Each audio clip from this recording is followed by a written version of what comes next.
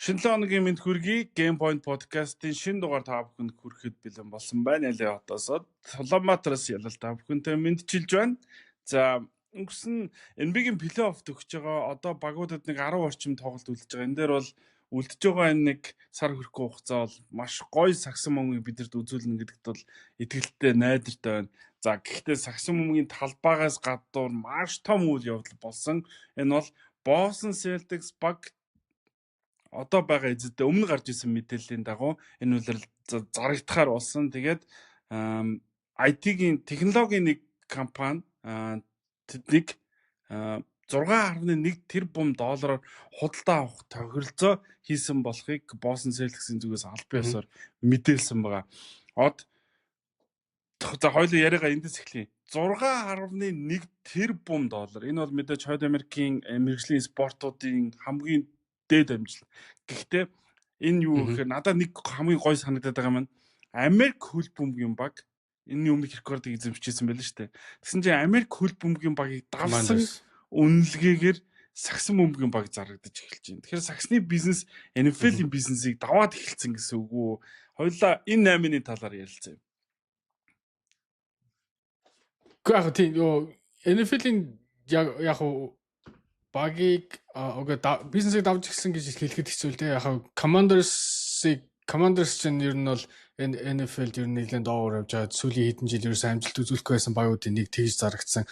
Гэхэд Boston Celtics баг одоо яг NBA-ийн авраг одоо яг 90 үеийн эхэлж байгаа Dynasty болох боломжтой ийм баг хамгийн бага үнэтэй дүүцхүүц зарагдана гэхээр NFL NBA хоёрыг харьцуулахад бол хол байна л да. Гэхдээ 6 тэрбум штэ 6 тэрбум долларын хөрөнгө оруулалтыг NBA-ийн багт хийж ин тэгээд дээрэс нь энд стадион ороогүй, арена ороогүй энэ төлбөрийг төлж ийн гэдэг бол цаашдаа NBA-ийн орлого бол нэлээ өснө гэж бодсон хөрөнгө оруулалт болов гэж би бодож байна.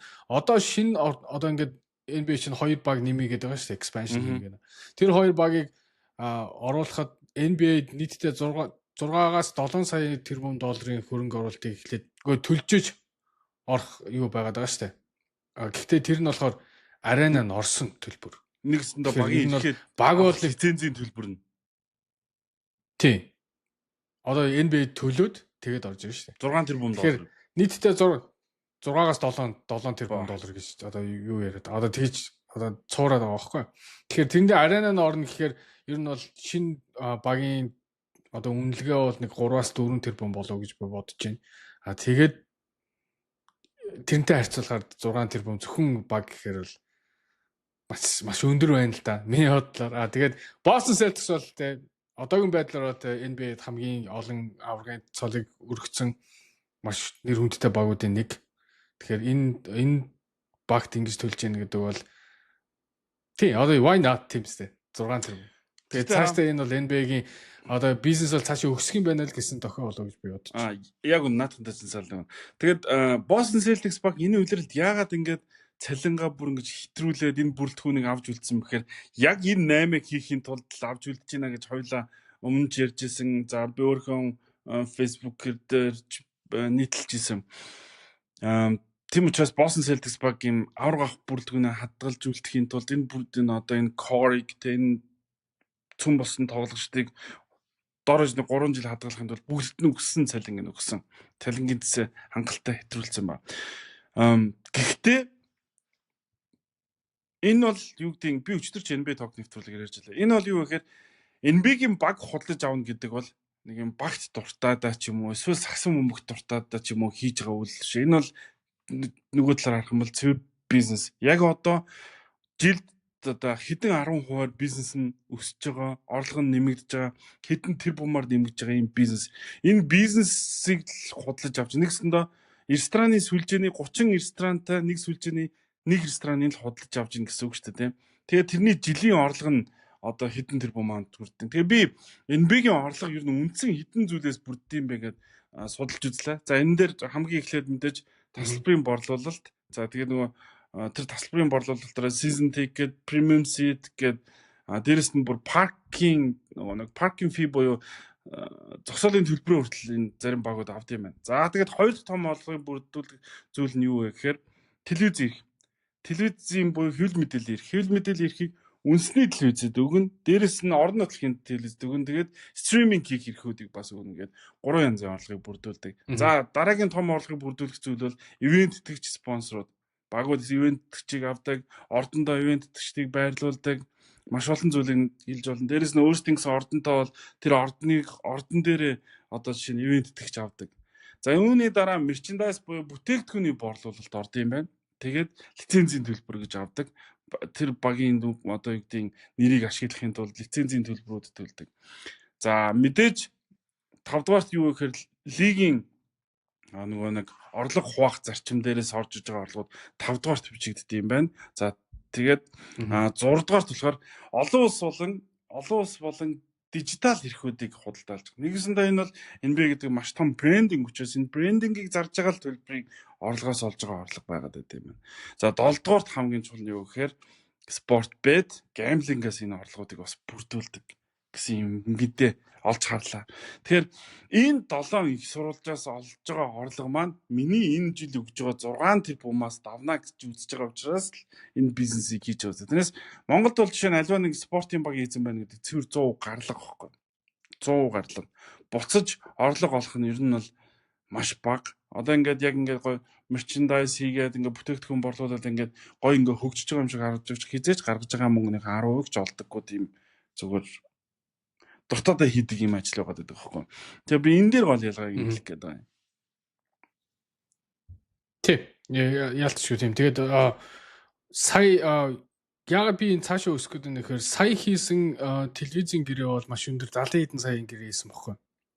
Тэгээд Америкийн телевиз гэдэг зүйл чинь одоо ер нь бол байхгүй болоод байна шүү дээ. Ер нь бол энэ NBA-гийн одоо энэ бизнес модель чинь ер нь бол өөрчлөгдөж чинь. Тэгээд хамгийн гол толгуурлах юм бол стриминг сервисүүд Amazon, Netflix байна те. Энэ бол стриминг сервисүүд дээр толгуурлаж байгаа. Тэгээд тэдний орлого бол ирээдүйд өсөх магадлал бол маш өндөр учраас тэгээд энэ тал руугаа хүмүүс одоо хөрөнгө оруулж эхэлж гэнэ бол гэж би бодоод байна л да. Тэгээд одоо энэ нэмэгдэж байгаа хоёр баг дээр ч гэсэн аягүй олон өрсөлдөөн явагдаж байгаа тийм. Тэр талаасаа ингээ хараад үзэхээр бол NBA бол рейтинг нь унаад байгаа гэж яриад байгаа боловч яг ясам дээр бол ер нь бизнес бол бүр улам л өргөжөөд олох мөнгө нь бол улам л их болоод одоо гэж бодож байна. Тэгээд яг одоо ингээ 6.1 тэрбум гэж хэлж байгаа ч гэсэн яг одоо энэ хүмүүсээс гарах одоо эхний 1-2 жилдээ гарах юм бол бараг 7 тэрбум руу төгөх гээд байна шүү дээ. Одоо ингээд Boston Celtics-ийн цалингийн зэсийг харах юм бол эх жил энэ багийн ростер 500 сая үлээ дэлхий дээр одоо цалиндаа зарцуулж байгаа хамгийн үнэтэй баг болж байгаа. Дэлхий дээр шүү. Дэлхийн бүх багуудын нийлүүлээд 500 саяыг нэг жил зарцуулж байгаа тийм лигийн баг гэж байхгүй. Тэгэхээр энэ зүйлийг ингээд авч ийн гэхээр чинь зөвхөн 6 сая биш эхний 2 жил баг 7 тэрбумын төгсөж байгаа байхгүй тийм. Тэгэхээр нэлийн санхүүгийн хувьд бол нэлийн одоо юу гэдэг чаленжтай тийм багийг худалдаж авч ийн гэсэн. Ер нь бол ихэнхдээ бол ер нь бол нэлийн хямдхан санхүүгаар одоо юу гэдэг нэлийн боломжтой зүйлүүдийг хүмүүс худалдаж авдаг бол яг энэ одоо кейс дээр бол эсэргээр байна л да. Хамгийн одоо хүлээлт өндөртэй хамгийн их мөнхийг зарцуулж байгаа юм багийг одоо яг ийм үед нь энэ цаг хугацаа надад ерөөсөө make sense болохгүй надад. Харин тий би яг одоо энийг асуух гэдэг байгаа. Ер нь багийн эзэн солигдно гэдэг. Одоо ингээд бид ингээд 6.1 тэрбум доллар анх 360 саяар 2020 онд авч ирсэн гэн бла бла тэр хүн Орос хөрөнгө оруулалт 18 дахин нугалж авлаа. Тэр бол яг одоо дүндээ бидний асуудал биш. Энэ бол одоо Америкт NBA ингэж л үсэж байна. Хамгийн гол нь багийн эзэн солигдно гэдэг нь багт хэрхэн нөлөөлдөг гэдэг асуудал байхгүй юу? Одоо явж байгаа багт хэрхэн нөлөөлдөг вэ? Бид нар мэднэ Chicago Bulls-ийн эзэн маш нарийн, James Dolan New York Knicks багийн эзэн нарийн гэл те. Ингээд нөгөө багийн эзэн багтаа яаж ханддаг гэдгээс шалтгаалаад тухайн багийн үзүүлэх амжилт бас их чухал байдаг гэдэг энэ Нью-Йорк Чикагогийн үзүүлж байгаа амжилт харуулдаг штеп. Тэрнээс хамгийн том зах зээлтэй 3 багийн нэг штеп. Хамгийн том зах зээлтэй 3 багийн нэг. Гэтэл тэгж нөгөө сүүлийн 20 жил энэ багууд тийм амжилт ер нь сүүлийн 30 жил хийдэг тийм амжилт үзүүлснэгээр бас эргэлзээ. Тэгэхээр багийн эзэн солигдож байгаа энэ үйл явдал Boston Celtics багт хэрхэн нөлөөлөх вэ? Миний бодлоор бол айгүй хэцүү байх болов уу гэж би бодож байна. Одоо тэгээд Bobby Marks бичсэн байсан л да. Одоо эх жил free agent-ээр байна шүү дээ. Free agent авч үлдэх одоо хамгийн гол чухал тоглогч бол хэн байгаа? Төвийн тоглогч Al Horford байгаа. Al Horford-аас ахуулаад алдах болно. Одоо алдах юмнууд бол их байна л да. Тоглогч нар эхнээсээ. Bobby Marks бичсэн байсан. Эх жил Boston Celtics одоо 3 сая тутамд 25 саяг зөвхөн одоо penalty одоо нөгөө торгуул таксанд төлнө гэж байна. 3 саяын тоглогч авах гэж нийтдээ 28 саяг 25 сая өгнө гэхэр чинь нийтдээ 28 сая зарцуулна гэсэн үг байхгүй. Тэгээд энэ одоо байгаа багч нь 230 саяын одоо юу байгаа. 230 саяын ростер байгаа. Иргэжил тэгээд энэ маягаараа ингээд penalty таксанд төлөөдөх юм бол 500 сая хагас тэрбум долларын баг болчиход байгаа байхгүй.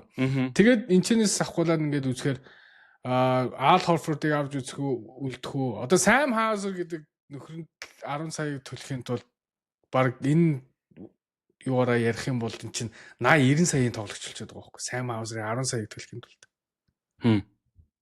Тэгэхээр энэ асуудал бол нэлээд асуудалтай. Тэгээд энэ жил яг эх жил тэрний дараа жил Drew Holiday яг би бол Jaylen Brown, Jason Tatum-ыг авч үлдэнэ гэж би бодохгүй. Drew Holiday, Kristaps Porzingis гэдэг нөгөө рол тоглогчдын одоо нэр бол эхнээсээ гарч ирэх болов гэж бодод байна. Өнөөдөр тэгээд Hoops Collective сонслоо.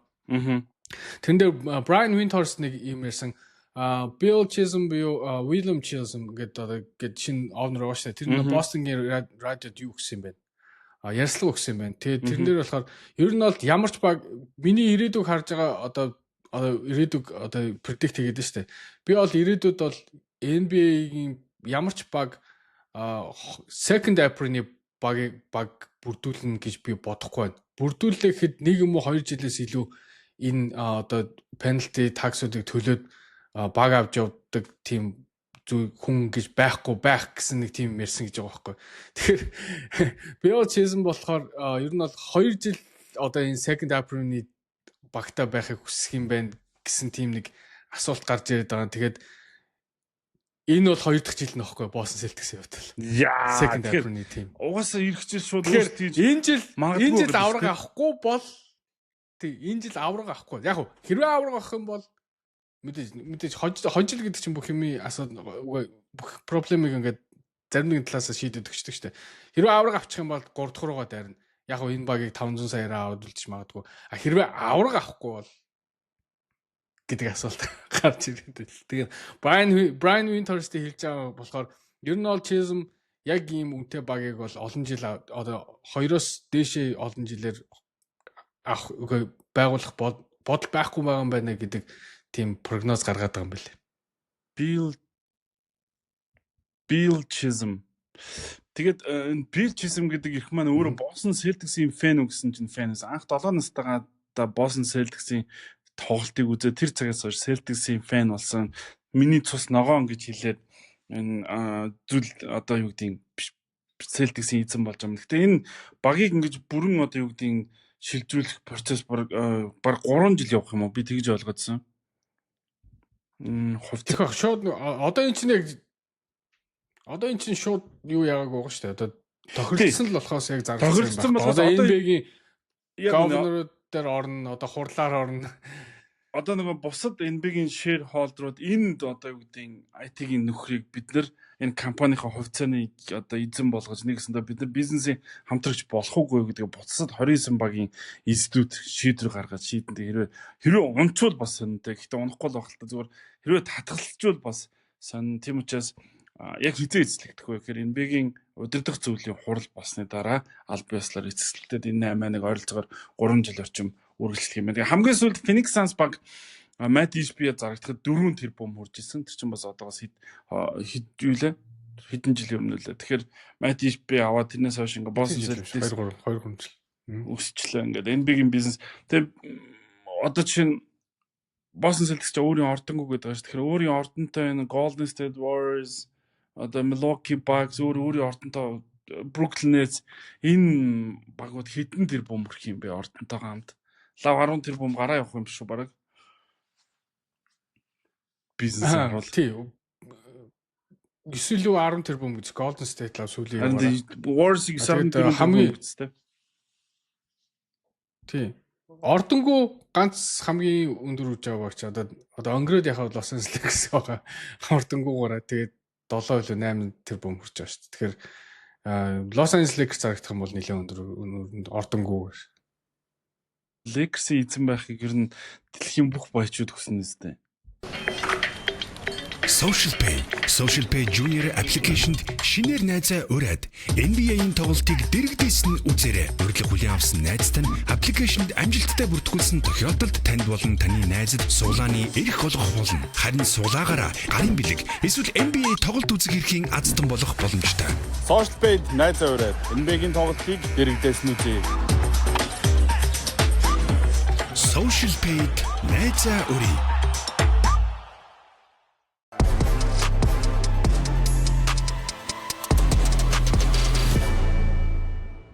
Game Point podcast үргэлжилж байна. Podcast event дээр Social Pay ажиллаж байгаа. Social Pay болон Social Pay Junior-д найз ураад NBA-гийн тоглолтыг үзэх суглаанд оролцоорой. За уригдсан найз урьсан та хоёр хоёулаа суглаанд оролцох боломжтой олон зам мөн NBA-гийн тоглолтыг үзэхээс гадна өөр олон азтнуудыг энэхүү суглаагаар тодруулах юм байна. Тэгэхээр хамгийн гол нь NBA-гийн фэнүүд NBA-гийн ордонд очиж тоглолт үзэх боломжийг Social Pay энэхүү хөтөлбөрөөр олгож байгаа юм аа.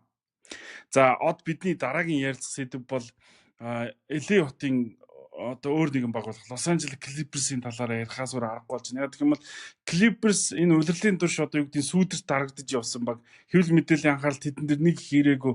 Гэтэл тэд улирлын ихнээс л хамгаалтаар лигийн шилдэгүүдийн нэг байсаар ирсэн тухай хойлоо ярьсан. Яг одоо Clippers баг сүүлийн 10 тоглолтод үзүүлж байгаа тоглолтоор Clippers лигийн хамгийн шилдэг багуудын нэг яхаарахгүй зүйлсээр тооцогч байна. LA хотын хэвлэл мэдээлэлээр нь Clippers тэр анхаарлаа хандуулж байна. Дээрэс нь Clippers-ийн үзүүлж байгаа одоо энэ амжилтын талаар юу гэж харж байна? Хэвлэл мэдээлэл бол мэдээж нэг зүйлийг хэлж байна л Clippers бол аюултай баг гэхдээ эрүүл байх юм бол. Kawhi Leonard-ийн эрүүл мэндийн асуудал бол хамгийн нэгдүгээр тавигдаж одоо хүмүүсийн яг итгэхгүй шийдэд байна л да. Тэгээд угаасаа бид нар мэдж байгаа Kawhi Leonard-ийн карьерт бол ихэнх үедээ ер нь бол бэртлийн үед бас плей-офф үнждэг эсвэл плей-офф тоглодог. Хэрвээ эрүүл байх юм бол Spurs дээр ямар тоглогч байлаа, Торонтод ямар тоглогч байлаа гэдгийг харуулсан ийм тоглогч л тоо. Тэгэхээр энэ жил бол яг одоо бэртлээс ирээд эхний хитэн тоглолт яах импакт үзүүлж чадаагүй ч гэсэн яг одоо бол формд ороод гоё болж штэ. Ер нь бол буцаад Kawhi шиг харагдаж эхэлж байна. Тэгэхээр анхудаа энэ үлэр яг зөв цагтаа яг зөв цагтаа энэ тренд нь өсөж ийн гэдэг бол маш сайн мэдээ. Тэгээд дээрэс нь Norman Powell бас хэдэн тоглолт үндэсний дараа бас буцаад орж иж энэ баг бүрэн бүрэлдэхүүнээр яг одоо маш сайн сагсан бөмбөг тоглож ийн гэж би миний хувьд бол харж байна. Тэгээд шинээр авсан Bogdanovic те өөр хин байна. Ben Simmons гэх мэтчлэн одоо нөгөө рол тоглогчид нь бас хөл гараа болоод багтагаа учруулж байгаа гэж би хараад байна л та. Тэгээд Ivica Zubacыг бол энд бол одоо яахгүй бахын арга байхгүй. Маш сайн тоглож байгаа. Тэгээд лигийг авж байгаа самбраараа offense defensive самбраараа тэргүүлж байгаа баг шүү гэж би бодож байна. Тэгээд James Harden ч гэсэн бол нэлээд сүүлийн хэдэн тоглолтод маш сайн тоглож байгаа. Тэгээд сайхан нэг рекорд дэвцсэн те. Moses юу лээ? Тэний гүцлээ бүх цаг үеийн оноогоор. Тэгэхээр яа James Harden бол топ 10 руу орж ирсэн. Тий. Тэгэхээр яг зөв цагтаа энэ тренд нь өсөж байгаа нь бол маш авштай. Тий. Энэ 3 дугаар сарын сүүл 4 дугаар сарын их үе гэдэг чинь ер нь бол плей-оффт тэр баг ямар формд орохыг харуулдаг юм уу. Тэгэхээр яг энэ үед Clippers энэ одоо плей-оффт бол энэс илүү сайн тоглох боломжтой гэдгийг харуулж байна. Тэгээд дээрэс нь Clippers яг энэ нөгөө нэг энэ солилцооны цонх өөр ингээд нөгөө маш том анхаарлыг Luka Doncic AD хоёр дээр татсан болохоос уг нь тэр чинь энэ солилцооны цонх тэгээд дээрэс нь free agent-аас юу авсан бэ гэхээр Clippers маш сайн тоглолцдог байсан. Bogdanovic гэдэг тоглогч чинь Атлантад гэмтэлтэй болоод яаж тоглолцсон бэлээ. Гэтэ яг гэмтэлгүй байх юм бол яаж тоглодог вэ? Сэлгэнээс маш сайн хүн авсан. Ben Simmons-ээр Clippers-ийн хамгаалалт бүр аюултай болцсон. Тэгээд Jeff Van Gundy энэ багийн хамгаалтыг яаж өөрчилж чадаад байгаа вэ? Тэгээд би харж байгаагаар Clippers бол өчтөр бас NBA Talk нэвтрүүлэгт очсон энэ талаар ярьсан. Clippers бол маш тийм жиг татаад юу гэдэг өндөр SF-үүдтэй сайн хамгаалагчтай юм баг болцоод байгаа юм. Тэгээд довтлогоон дээр одоо чинээс James Harden, Kawhi Leonard, Norman Powell энэ байгаа. Дээрээс нь цэлгэнээс Богданович гарч ирэхээр маш эвгүй баг болчиход байгаа байхгүй.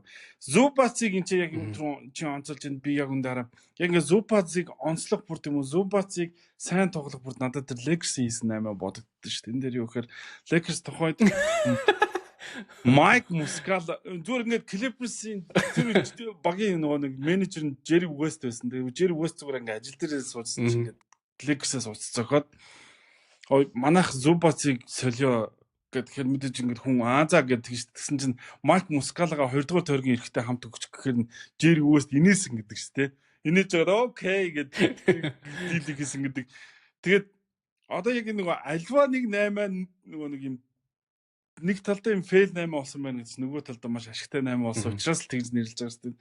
Тэгээд Lex тэр үед одоо шинэ ямар том алдаа хийснийг ингээд Зубацыг үзүүлж байгаа нь амжилттай карьер бол тодорхой харуулж байгаа. Тэгэхээр Зубас шиг юм том биетэй тэгээ одоо ингээд нөгөө доктортой тоглолттой юм төвийн тоглогчд бол яхаар Clippers-ийн амжилтын гол шалтгаан болдог юм. Тэгээд хамгаалтын рейтингээр энэ баг сүүлийн 15 тоглолтод одоо 6 дугаар байр руу орж исэн. За сүүлийн 10 тоглолт гэдэг арах юм бол бүр 2 дугаар байр руу ороод ирсэн явж байгаа. Тэгэхээр сүүлийн 10 тоглолт гэдэг чинь сүүлийн 2-7 хоног 3-7 хоногийн тоглолт шүү дээ. Тэгэхээр яг ийм тогтворжоод ирж байна даа гэж хараад байна.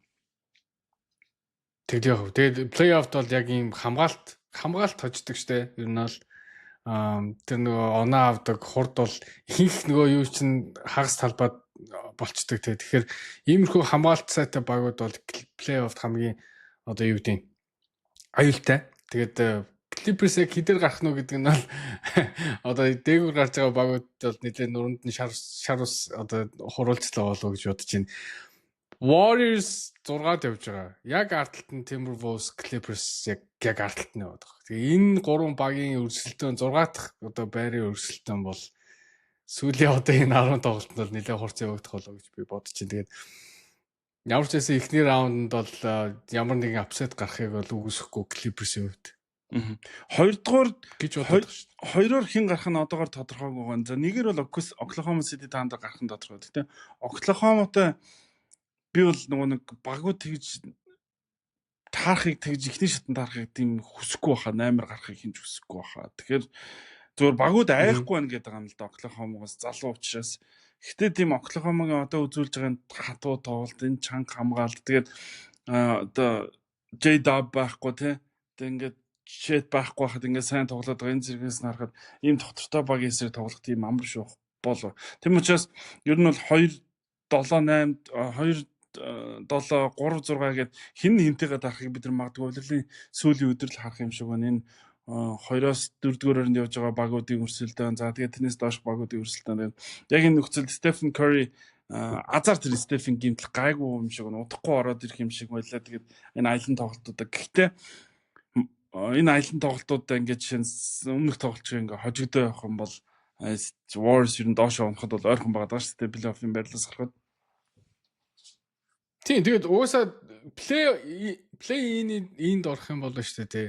Уусаа 7-8 гэж сонголт байхгүй байхгүй. Хожоод л тэгтэн 7 ч 8 ч хамаагүй гарахаас сонголт байхгүй. Тэгээд OKC-гээс зугатаа гэсэн ойлголт байхгүй болоо гэж би бодлоо. Сонгохоор айл болох 6-аар тий сонгох юм шаарга байхгүй.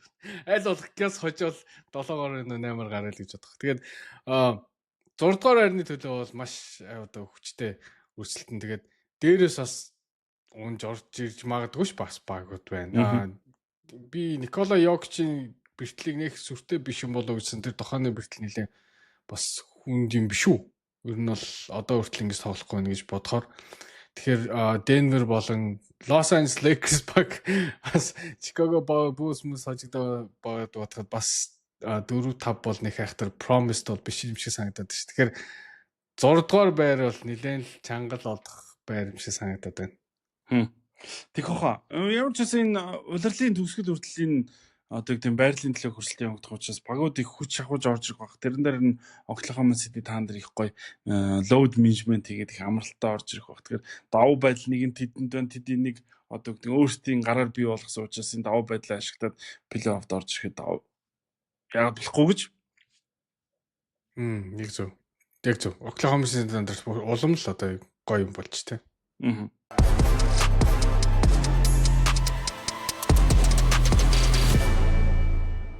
Game Point podcast-ны ивент тэтгэгч XM-ийн Forex арилжааны талаар та бүхэндээ танилцуулъя. За XM-ийн 190 улс 15 сая гаруй хэрэглэгчтэй олон улсын санхүүгийн зохицуулах хорооны лицензтэй тэргүүлэгч брокер компани юм. Тус брокер нь 15 жилийн туршлагатай шударга найдвартай үйлчилгээг санал болгодог бөгөөд 1400 гаруй арилжааны хэрэгсэлээр бага шимтгэлээр хурдан захиалга гүйцэтгэх чадвартай юм а. XM-ийн Forex арилжаанд дэлхийн хаанаач тасралтгүй валют арилжаалах боломжийг олохоос гадна хураамж нэмэлт төлбөргүй уян хатан байдлаар арилжаагаа хийх нөхцөлийг санал болгож байна. Та өөрийн мөнгөө үйлчлэгээний төлбөрт бус арилжаандаа зарцуулаарай. За танд ямар ч туршлагатай байсан XM танд тохирсон сургалт зөвлөгөө болон олон гайхалтай боломжуудыг бүрдүүлсэн байдаг. За мөн та XM-д бүртгүүлээд эхний ээлжинд орлого хэлгүүгээр $30 урамшууллыг авах боломжтой байгаа. www.xm.com.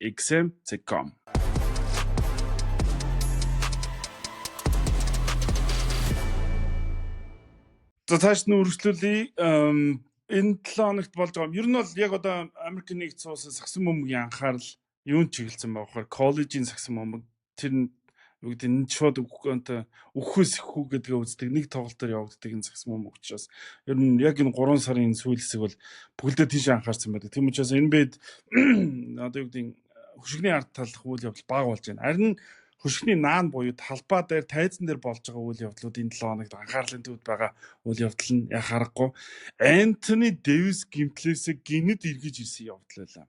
Гэхдээ гинт гэдэг маань мэдээл баг байж байгаад гинтэрлээ. Тэрнээс Антони Дэвис нөгөө G-лигийн багтайгаа хамт бэлтгэл хийлээ. Антони Дэвис нөгөө менежерүүдийн одоо Далласын удирдлагууд Антони Дэвисийг шатдаун хийхийг хүсэж байгаад Антони Дэвис өөрөө зөвшөөрөхгүй байна гэдэг мэдээлэлүүд цухас гараасан. Бруклин Нетсийн эсрэг Антони Дэвис талбайд гарснаар албан ёсоор Dallas Mavericks багийн төлөө 2 дахь тоглолтод оролцлоо. Антони Дэвисийн эргийн ирэлтийг одоо юу гэж харж байна? Энэ талаар ямар мэдээлэлүүд байна? Энийг бол үнэхээр гайхаж хүлээж авч байна. Антони Дэвис одоо яг юуны төлөө тоглох гэж буцаж орж ирж байна. Ямар ч байсан ямар нэгэн awards-ын төлөө бол орж ирэхгүй. Уусаа 65 гейм бол биш болсон. Тэгээд яг одоо Dallas Mavericks багийн хувьд бол ер нь бол танк хийж драфтын нэлээд дээгүүр авах хэрэгтэй л гэж би бодож байна. Тэгээд Антони Дэвистэй тэр боломж бол багасна гэж би бодогдоод байна. Тэгээд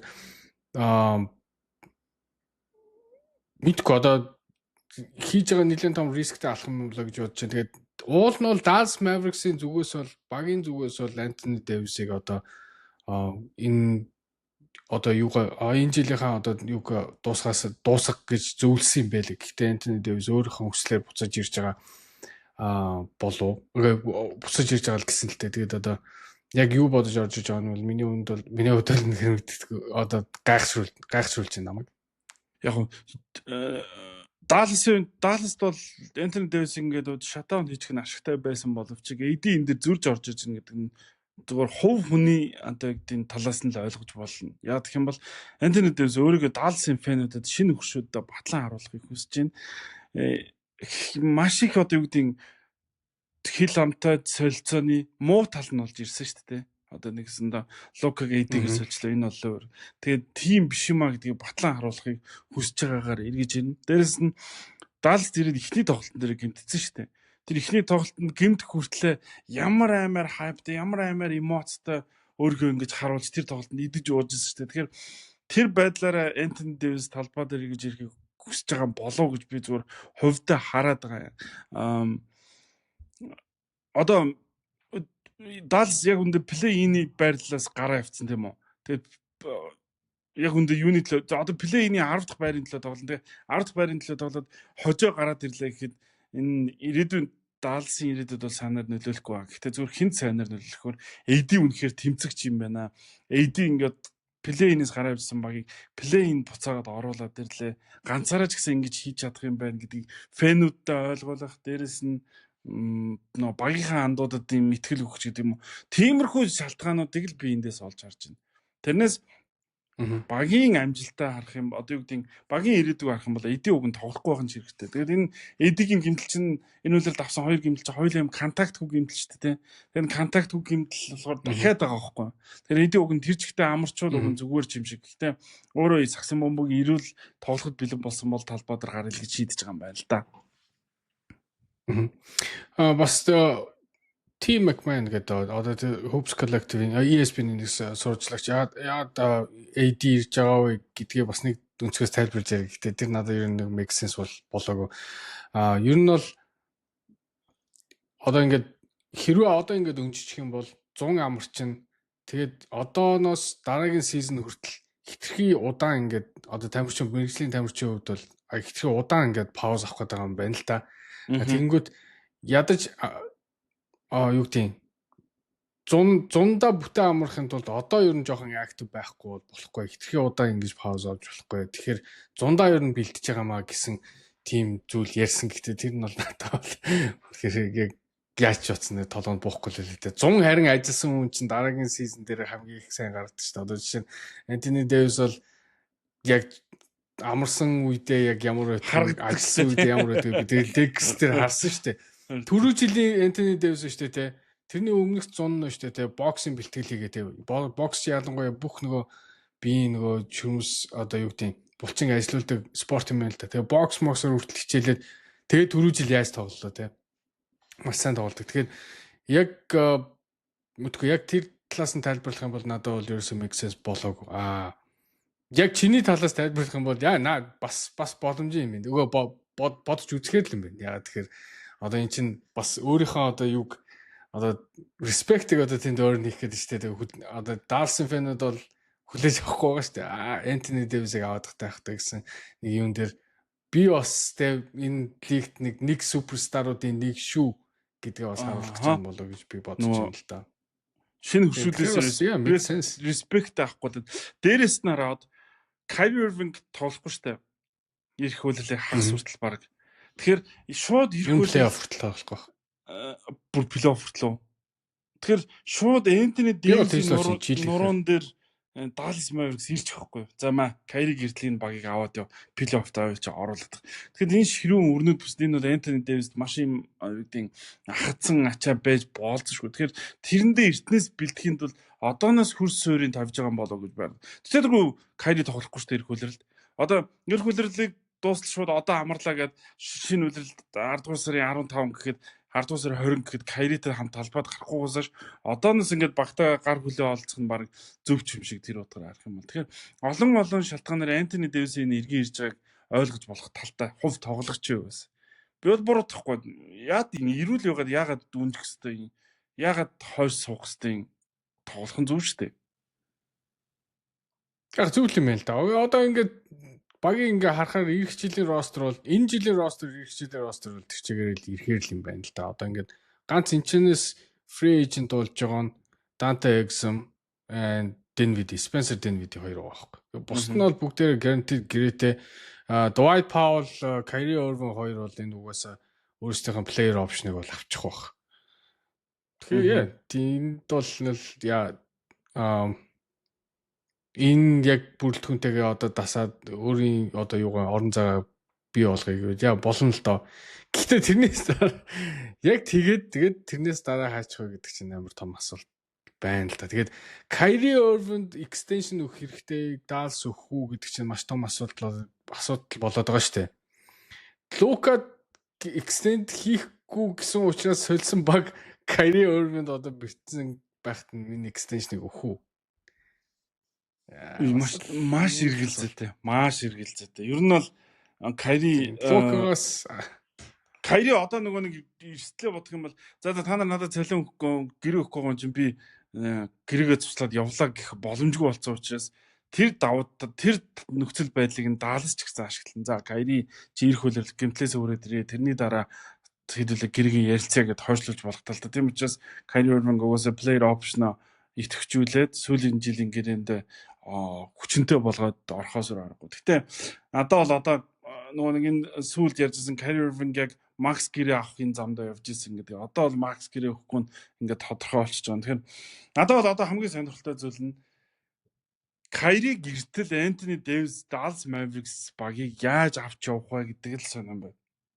Яг одоо энэ чинь энэ үлдэж байгаа үлрэлийн хэсэгт тэндээс бид нэр ирэх үлрэлийн прогнозыг харна шүү дээ. За AD ингээд тоглох юм бол бас учиртай юм байна шүү. Тийм учраас энэ багийнхаа энийг ингээд нэг жоох өөрчилж AD зориулаад энийг барьж агаад Kyrie ирэхээр ингээд А Б төлөвлөгөө нь хоёулаа гараад ирэх байхгүй. Тэгэхгүй одоо AD Kyrie хоёр хамтдаа баг тоглолтод оролцоог байжгаад ингэслээ. Тэгээд AD ингээд нөгөө хэдтэйгээ гарч нийлэхгүй байжгаад ингэслэхээр яг үндэ зүгээр таамаглал дээр баг усах гэдэг байна шүү. Таамаглал дээр баг усах гэдэг чинь алдаа гарах эрсдэл маш их шүү дээ. Одоо бол AD ингэж тоглох юм байна. За энтэй гар нийлэх юм, энтэй гар нийлэхгүй юм. Тийм учраас энийг сольж явуулаад оронд нь Kyrie гэртэл энийгээр аргалуулж яаж гэдэг юм уу. Тиймэрхүү төлөвлөгөө гарч ирэхэд их амар болохлоо. Тэгэхээр драфтын эрхийг бодох юм бол муу бусдаар бол AD-ийн эрг ирж байгаа нөлөөдлөг би сайн явуулж харж байна. Гэхдээ би бол AD бол үнэхээр сайн тоглож. AD-д бол одоо хамгаалалт байна, довтлогоо байна, бүх юм байна. Гэхдээ AD playmaker-гүйгээр, point guard-гүйгээр тоглогч. Одоо багт хэрэг тоглогч ялж би бодохгүй байна. Тэгээд 40 хэдэн саяын Kyrie Irving өгчин. Тэгээд ямар point guard авчрах уу, ямар playmaker нэмж авчрах уу энэ дээрээс. Одоо ингээд чи ингээд West ингээд өрсөлдөөнүүдийг бид ингээд харж штэ. Эхнээс 1-10 хүртэл ямар өрсөлдөж чинь. Яг энэ дунд яг ингээд багаж хэрээд Дэвс авчирч чадах уу? Гэхдээ харин тийм хэцүү гэж бодож байна. Харин тийм. Гэхдээ чи хараа одоо ингээд Kyrie байхгүй, Anthony Davis байх. Anthony Davis чи хэрвээ үнэхээр суперстар юм бол Dallas Mavericks багийг чирээд play-in байлгаж гэдэг шахалт ирнэ штэ. Ирэх үлрэлт. Хөссөн үсэгүй хэвлэл мэдээллийнхнаас ч юм уу, фэнүүдээс ч юм уу ирнэ. Тэр нь л бэлэн байх хэрэгтэй байхгүй уусаа. Тэр нь л бэлтгэхийн тулд ирж байгаа юм болов ч би хувьдаа хараад шүү дээ. Гэхдээ бол одоо ингээд би ч тэгтээ муу болсон л болох гэдэг байна. Гэхдээ одоо ингээд NBA-ийн standings-ийг ингээд харахаар шүү дээ. Энэ Dallas Mavericks Kyrie-гээр орж ирэх ямар ч юу байхгүй юм шиг санагдаад байгаа байхгүй. Одоо би ингээд харуулъя за. Одоо энтэй шүү дээ. Дээшээ гарч ирэх боломжтой амар болон багууд тэр доор байгаа даа байхгүй. Олон ч бах те. Spurs шүү дээ. Энэ доор энэ дотор байхгүй. Ирэх үлрэл те. Portland ер нь бол ирэх хичээл бол ер нь play-in үзэхэр багуудын нэг шүү. Тэгээ Sacramento бол тэгж rebuild руугаа орохгүй гэж байгаа. Одоо энэ баг дээр нэмнүү гэхээс дутна гэж бол байхгүй. За Phoenix Suns бол том асуултын тэмдэг. Тэгээд New Orleans Pelicans ер нь бол тэгээд мэдгүй яг энэ дундаас бол Dallas Mavericks play-in ингээд өрсөлдөд яваад гэж харахад бол хэцүү л да. Яг гэхдээ бид нар одоо энийг хэлэхэд бол хэцүү л байна л да. Ямар ч баг яаж доош орохыг бол хэлж мэдэхгүй. Dallas final-д гарсан баг яаж доош явж байгааг бид хадлаа шүү дээ. Тэгэхээр юу ч болж магадгүй л те. Уг нь final гарсан баг дараа жил нь бүр алдаагаад юм хүчээ цуцаадахад авар болохын төлөө эргэж ирдэг бол Dallas эсрэг утгаар нь үзүүлээд одоо гэмтэл бэртлийн бүхний гол буруутны юм да.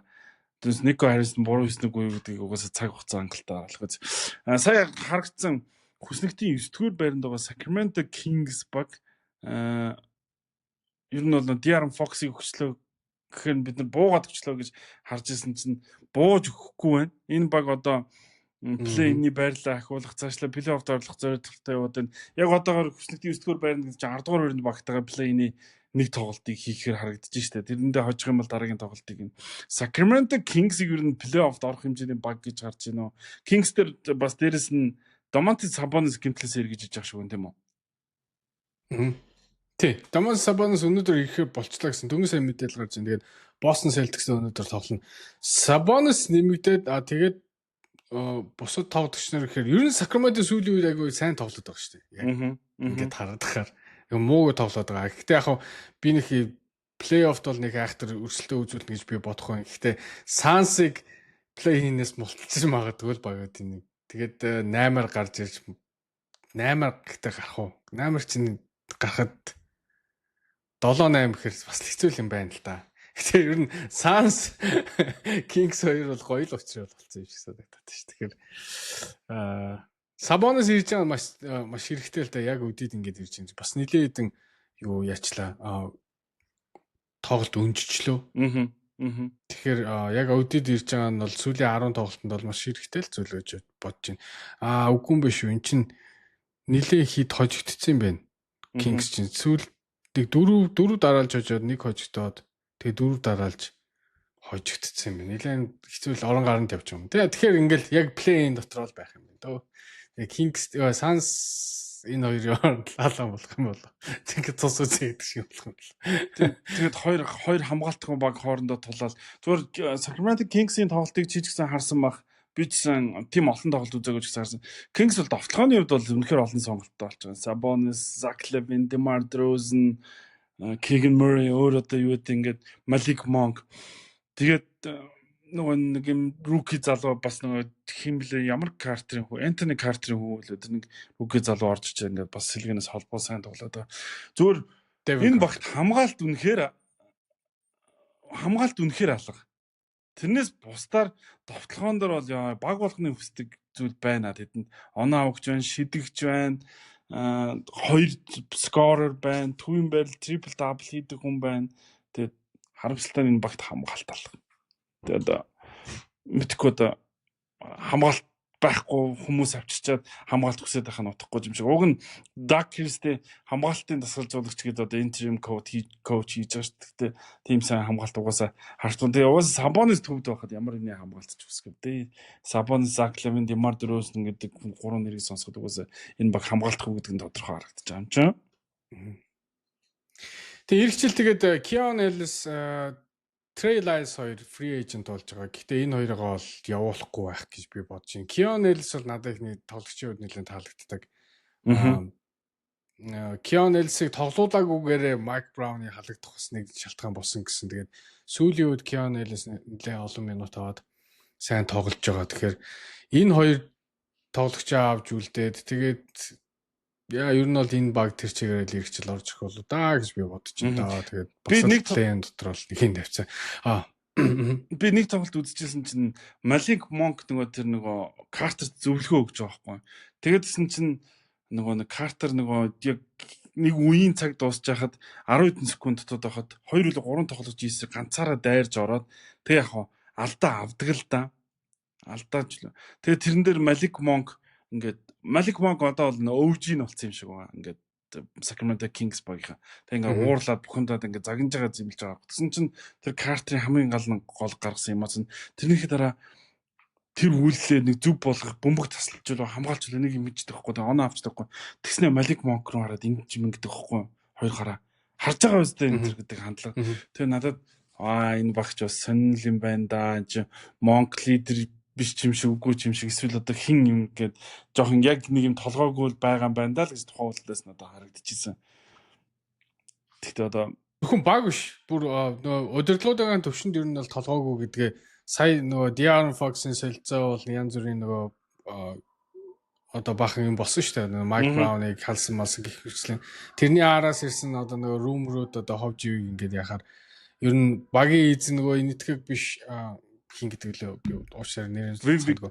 Энэтхэг огтон баг огтон баг одоо энэ багийн одоо яах хийх шийддэг мэддэг. Ер нь бол тийм яг ямар ч мэргэжлийн баг шиг биш яваад байгаа байхгүй яг энэ front office нь. Тэгэхээр front office ямар байна?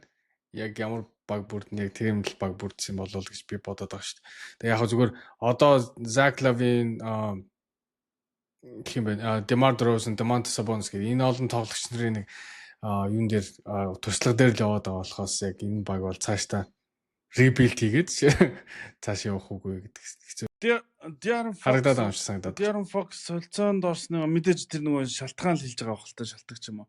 Тэгвэл тэр нь зүгээр надад үнэлэлтэй санагдсан байхгүй. Mike Brown-ыг халахтаа надтай зүүлэхгүй байгаа баг дараа нь намайг яах юм бэлээ гэж хэлсэн байсан шүү дээ. Тийм болохоор би ирээдүйдний итгэлгүй болсон. Тийм болохоор солилцоонд орох хүсэлт гаргасан гэж. Тэгэхээр De'Aaron Fox бол уг нь Sacramento Kings магадгүй Spurs team статустай биш байх л та. Гэхдээ Sacramento Kings бол зөвлөлтгөр хэмжээний л франчайз тоглож байсан. Тэгээд харамсалтай нь Мак Брауныг халахдаа зөвлөлтөг юм байлаа. Тэгвэл тэгэл энтхийг эзний охин нь халах шийдвэр гаргасан юм байлгүй дээ. Тэгээд тэр нь Dion Fox таалагдаагүй юм байлгүй дээ. Бас юу охин байна ч одоо гэр бүлэрээ багийнхаа шийдвэрт оролцдог энэ сонирхол юм байна.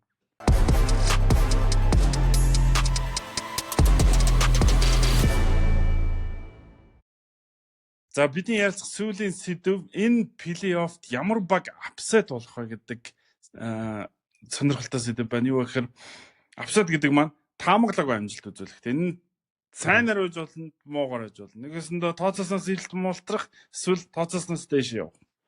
Тэгэхээр од чиний хувьд энэ үйлрлийн хамгийн сюрпризтэй апсет болох магадлалтай баг аль вэ? За хоёлаа юу харъя л да. Нөгөө бракетаа харъя л да. NBA-ийн бракетыг. Одоо яг өнөөдрийн байдлаар өнөөдрийн байдлаар бол хоёул East-с эхлэе те. Өнөөдрийн байдлаар Cavs нэгээр гараад тэгээд 8-аар одоо play-in айл нэг баг гарна шүү дээ те. Тэгээд Атланта, Орландо, Чикаго, Майами гэсэн дөрвөн баг байгаа. Тэгээд энэ дөрвөн багаас Cavs-ыг апсетих баг бол би бол олж харахгүй байна. Санал нэг байна. Тэгээ хоёроор Celtics гарна тийм үү?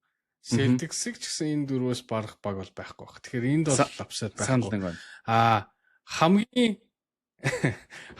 гоё апсет гарч магадгүй Knicks Pistons хоёр юм болоо. Яа, наадах чинь жинхэнэ наатан дээр санал нийлж байна. Би бол Knicks дээр бол юунд нь яахгүй нэхэр мэдээж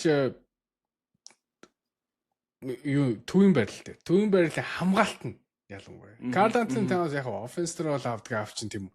Тэнгүүт Карл Антони Таунс будагтай талбайд дээр одоо оноо алдж байгаагаараа баг лигийг тэргүүлж байгаа шүү. Баг хүн болгон Карл Антони Таунсээ өөдөөс довтлоход бол оноо авдаг тийм стат нэг амар стат байгаа шүү. Бүхэл сизонгээ ярьсан. Тэгэхээр энэ яг одоо ингээд плей-офф эхлээд тэгээд Pistons шиг ийм баг ер нь бол физикал тоглодог баг.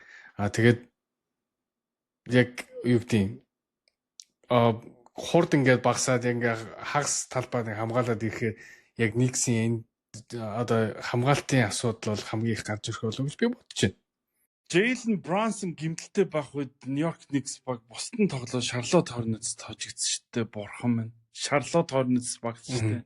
Уг нь бол New York Knicks баг чи юм contender төвшний баг байх хэрэгтэй байхгүй. Тэгэхээр Brunson байхгүй болонгууд Charlotte тоожигдох хэмжээний баг болж ийн гэдэг бол энэ бол муу баг ялрал. Дээрээс нь Tom Thibodeau-гийн плей-оффын тэр нөгөө өөрчлөлт хийдэггүй тэр одоо юу гэдэг арга барил нь угаасаа биний итгэлийг бас төрүүлэхгүй байгаад байна. Уг нь бол энэ баг бол амжилт үзүүлж болохоос бүрэлдэхүүн бүрдсэн шүү дээ. Лидер нь байна уу байна, хоёр дахь лидер нь байна уу байна, хамгаалт нь байна уу байна, рол тоглогчд нь байна уу байна, сэлгээнээс шидэгч нь байна уу, төвийн тоглогч нь уг нь байна уу байна. Бүх юм байна. Гэтэ дасгалжуулагч нь итгэл төрүүлэхгүй байгаа. Тэгээд Detroit Pistons багийг бас яагаад ингэж өндөр үнэлээд байна гэхээр тэдний хамгаалт бодтой. Дээрэс нь Cade Cunningham энэ үйлрэлд марг MIP авах нь тодорхой болов.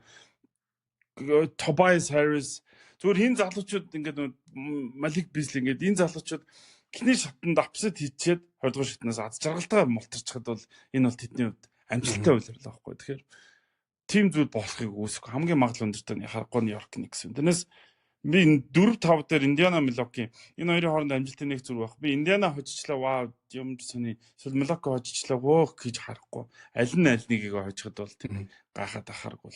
Яг нь Milwaukee дээш яваасаа гэж хүсэж байна. Гэхдээ Индиана хожичлаа гэхэд би бол хувьдаа энэ апсет гэж бол харахгүй. Яг зөв.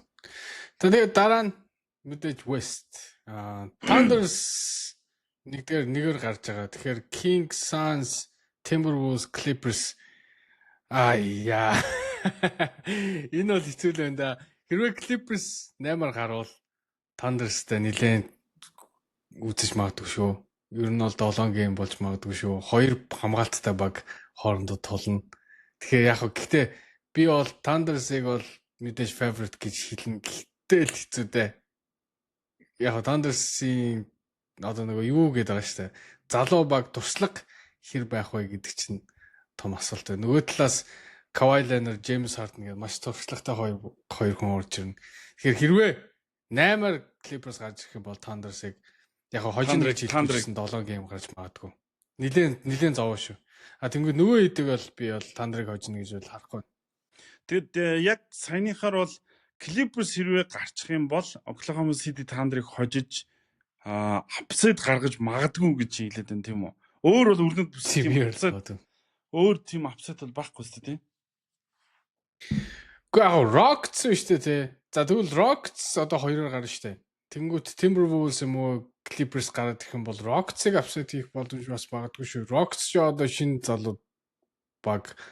Тэгээд яг одоо плей-офф бэлнүүгүй юу гэдгийг бол би бол хэлж мэдэхгүй байна. Тэгэхээр Clippers, Timberwolves, Rockets ч бас халгаатай байж магадгүй. Тийм байна.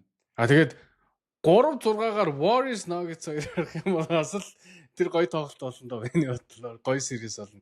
Warriors Nuggets-ыг бол хожиход бол бас байж болох л асуудал миний бодлоор. Nuggets бол сүүлийн үед бол нэлээд яг хэрэгтэй үед ер нь нэлээд доошоо унаад байгаа. Тэгээд Никола Йокичийн тохооны гэмтэл ер нь бол цаашдаа хэрэг нөлөөлөхийг бол би бол сайн мэдэхгүй байна. Тэгээд Warriors сүүлийн үед бол маш сайн тоглож байгаа. Тэгээд Curry-гийн одоо түрүүний бэртэл нэлээд асуудалтай байж магадгүй юм шиг байсан хэрнээ одоо буцаад барыг ирж ийн гэж штэ Miami-тэй тоглолтын дээр questionable гэсэн. Тэгэхээр азар Curry буцаад ирчлээ. Тэгэхээр Nuggets Warriors хоёрын series бол Warriors-ын талд өндөрлөхийг бол өгөөсөхгүй. Jamal Murray, Nikola Jokic-гүйгээр Warriors-ыг хожицсан баг. Jamal Murray, Nikola Jokic хоёр тоглоод Warriors плей-оффын цувралд хожигдно гэдэгт хэр одоо юу гэдгийг итгэлтэй байгаа. Хэр одоо юу гэдгийг таамагтай. Тэдүү. Би бол тэр бол нэг л тоглолт шүү дээ. Тэгэхээр бол Warriors яг Nikola Jokic-ийн таарах юм бол яг ингээ бэлдээ тоглох юм бол Warriors илүү гэж магадгүй. Яагаад тэгэхээр хамгаалт нь хамаагүй илүү шүү дээ Warriors-ийн. Warriors-ийн хамгаалт бол маш сайн болсныг бол бид нар бол хараад байгаа шүү дээ. Тэгэхээр Nuggets би илүү байж магадгүй гэж бодож байна. Тэгээ 4-5 дээр бол би маш их апсайд гарч магадгүй юм байна шүү дээ. Дорнодод бол ихний шатн тийм апсайд бол харагдахгүй байна. Өрнөд бүсэд л тий угаасаа ихний 10 байр бол угаасаа тэр чигээрээ л алаатай. Яг Kings Suns хоёроос гадна Timberwolves Clippers хоёр чинь тэр доор явж ийн гэдэг чинь бол хэцүү байна л та. Тэгээ Timberwolves Clippers хоёрын аль нэг нь 6 руу гараад Warriors доошоо унахаар чи бас л хэцүү. Тийм үстэй. 1-2-оор гарсан багт. Тэгэхээр энэ дээр л хамгийн их апсайд гарч магадгүй. 4-оор Lakers гараад Grizzlies 5-аар гарлаа гэхэд би бол Grizzlies-ийг Lakers-ийг хожиж гин гэж би бас харахгүй нөө. Яг үнэ гэлгээд. Сүүлийн үед бол Memphis маш муу тоглож байгаа. Тэгээ Ja Morant шүү дээ. Яагаад ингэж хийж ороод ингэж байгаа юм. Харин би тэрийг өөрөөсөө ойлгохгүй. Тэгээд сүүлийн үед бол Ja Morant-ыг ирэх жил ер нь бол солигдох тоглолтчдын нэг гисэн тим шуум аюух гараад байгаа шүү. Тэгээд Luka Doncic-оос одоо ингээд Dallas одоо ингээд Max өхөөсөө татгалцсан шиг ер нь бол Memphis Ja Morant-д extension өгөх ер нь сонирхолгүй байгаа гэсэн нэг тийм шуум байгаа. Тэгэхээр Ja Morant-ийн драма ирэх жил гарч иж магадгүй гэсэн. Тамгүй. Би бас наадах чинь олж уншиж ирсэн, олж сонсч ирсэн. За ер нь бол дараагийн солигдох юм франчайз тоглогч байж магадгүй гэдэг. Тэгэхээр би нэг биш удаа ингээд гарч байгаа мэдээл бас үнэн байхыг үүсэхгүй. Тэгээ би бас дээрээс нь яг одоо яагаад ингээд орж тоглоод, ирж тоглоод нэг гараад нэг тоглоод хоёроос мэдж байгаа юм аа л тийм. Тэгэхээр чинь амар тогтворгүй шүү дээ, тийм. Нэг юм нэг системээр явж чадахгүй. Яг үдээд л чи нэг болж байгаагүй. Яг зөв. Одоо чи яг плей-офф яаж тоглох вэ? Яг учраа олдсон байх үе шүү дээ. Тэнгүүд Memphis яг энэ үе дээр ийм орон гарan байгаад байна гэдэг чинь надад ерөөсөө итгэл төрүүлэхгүй. За. Бидний ярилцсан сэдв энэ хүрээд өндөрлж гин. Тэгээд эх 7 хоногийн зах дээргээ уулзцгаая. Хамт байсанд баярлалаа. Подкастын ивент тэтгэжээр Social Pay, за мөн XM Zcom ажиллаа. Эх 7 хоног тэргээ уулзлаа баяртай. LA хотоос Улаанбаатараас ялдаа бүхэнд хамт байлаа.